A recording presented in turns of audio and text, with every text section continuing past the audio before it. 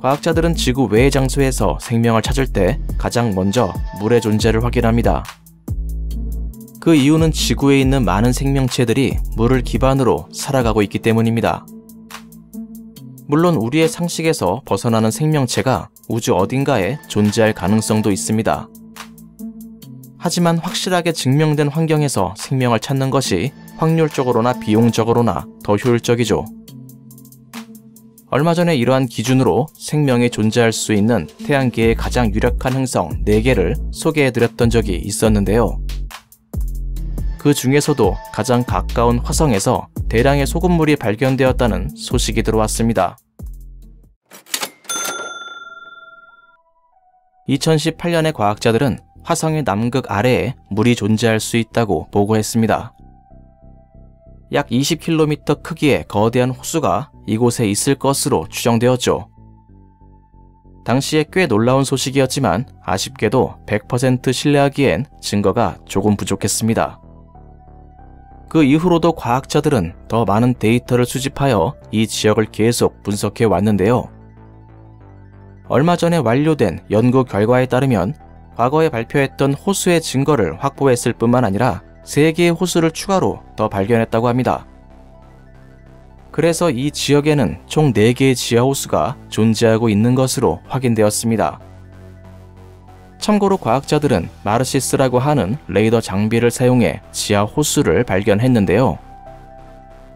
이 장비는 화성 궤도 탐사선 마르스 익스프레스에 탑재되어 있으며 지하의 물체를 식별할 수 있는 땅속 탐사 레이더를 발사할 수 있습니다.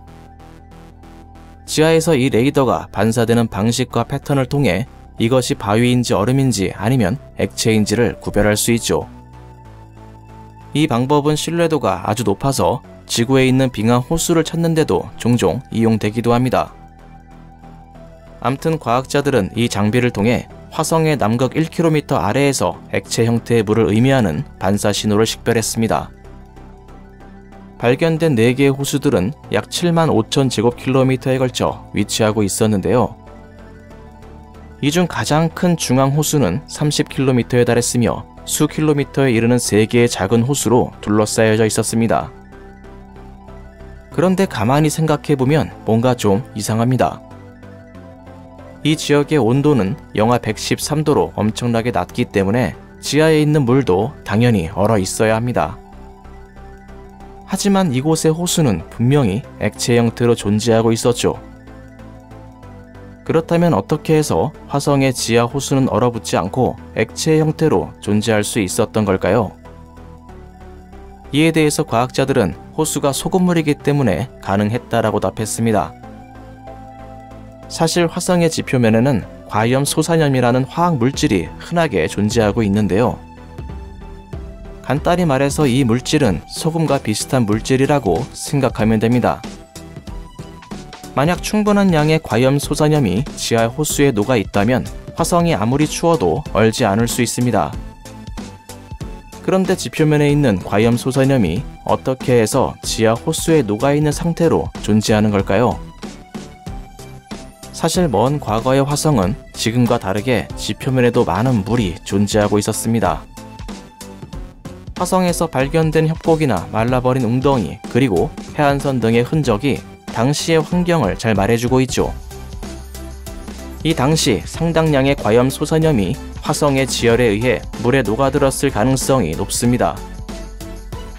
그리고 시간이 흐르면서 화성의 대기는 점점 사라져갔고 물은 서서히 말라갔습니다. 그 과정에서 물의 일부는 지하로 스며들어가 지금까지 남아있게 되었을 겁니다. 만약 과거의 화성에 생명이 존재했다면 이러한 환경 변화에 따라 지하로 들어가 살게 되었을지도 모릅니다. 확실히 말라있는 지표면보다는 물이 있는 지하의 환경이 생명체의 입장에서 훨씬 더 좋은 환경일 테니까 말이죠. 즉 화성은 지표면보다 지하에 과학적으로 중요한 것들이 더 많이 존재할 수 있다는 겁니다. 화성의 표면을 조사하는 것도 중요하지만 우리는 이제 화성의 지하에도 관심을 가져야 할 때입니다. 물론 화성의 지하 탐사는 기술적으로 매우 어려운 일입니다. 하지만 포기하지 않는다면 우리는 언젠가 화성의 지하 호수에서 중요한 흔적을 찾을 수 있을 겁니다.